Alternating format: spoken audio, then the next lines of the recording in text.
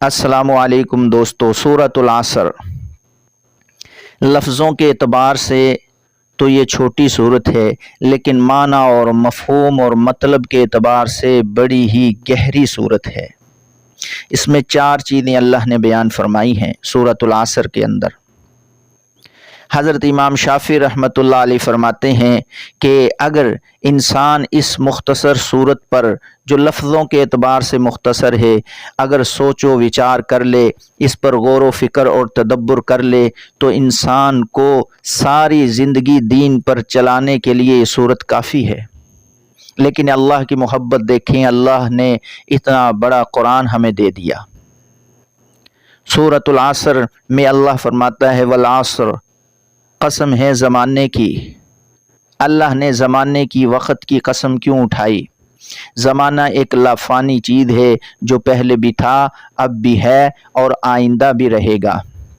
इस लाफ़ानी स्ट्रॉन्ग और मज़बूत चीज़ की अल्लाह कसम उठाकर फरमाता है इन्नल इंसान लफ़ी खुसर, सारी की सारी इंसानियत जो है खसारे में है, घाटे में है, नुकसान में है। इल्लल्लज़ीना आमनू, 4 चीज़ों में पहली चीज़ है ईमान है। जो ईमान ले आता है वो खसारे में से निकलने के लिए पहला कदम उठा लेता है, यानी वो खसारे से, नुकसान से निकलने के लिए तैयार है। ईसाई जो हैं वो खसारे में है, यहूदी खसारे में है, हिंदू इज़म जो है खसारे में है, सिख इज़म जो है खसारे में है, एथीस्ट जो हैं खसारे में है, और नास्तिक जो हैं खसारे के अंदर हैं, घाटे में हैं।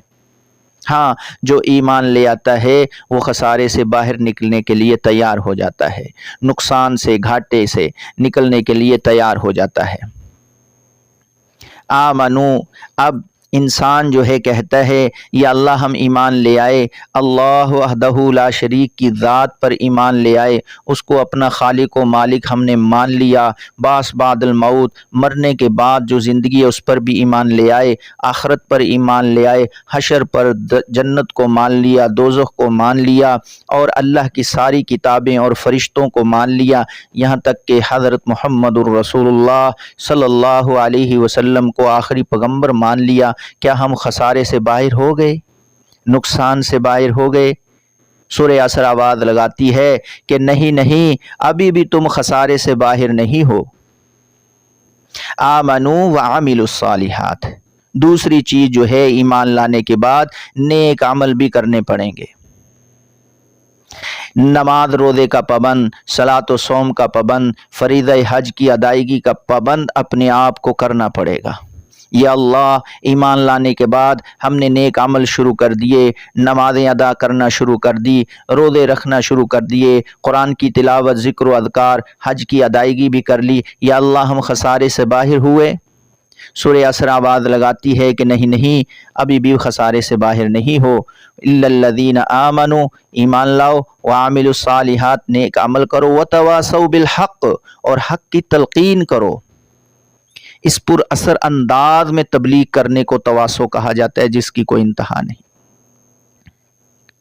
हाँ, नमाज रोज़े के साथ साथ इस खुद नमाजी बन गए हो तो अब दूसरों को भी कहना पड़ेगा कि भैया आप भी नमाज पढ़ा करो, वरना हदीस पाक का मफहूम है कि एक औरत 4 आदमियों को जहन्नुम में लेकर जाएगी कि अल्लाह ये मेरा बाप है, ये मेरा भाई है, ये मेरा बेटा है, ये मेरा शौहर है, ये ख़ुद तो नमाजी थे, सारे काम काज के लिए तो मुझे कहा करते थे, लेकिन नमाज के लिए कभी इन्होंने नहीं कहा। अल्लाह फरमाएगा कि मेरी बंदी सच कहती है, इनको भी इसके साथ दोज़ख में कर दो।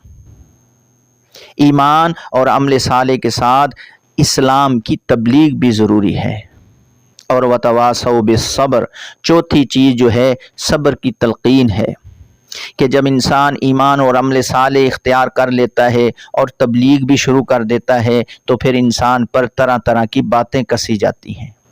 देखो, हमारे साथ कबूतर उड़ाया करता था, अब आ गया हमें तबलीग करने। हमारे साथ सिनेमा में जाया करता था, अब आ गया तबलीग करने। तो वतवासौ बिस्सब्र, अब उसको चाहिए कि सब्र का दामन मजबूती से पकड़ ले, वावेला न मचाना शुरू कर दे। ये 4 चीज़ें हैं। अगर ये 4 चीज़ों में से एक भी नहीं है तो फिर भी हम खसारे में हैं, घाटे में हैं, नुकसान में हैं। چاروں کی چار چیزیں انسان کے لیے ضروری ہیں، ورنہ انسان اپنے پاؤں پر خود کلہاڑی چلا رہا ہے۔ اللہ عمل کی توفیق نصیب فرمائے۔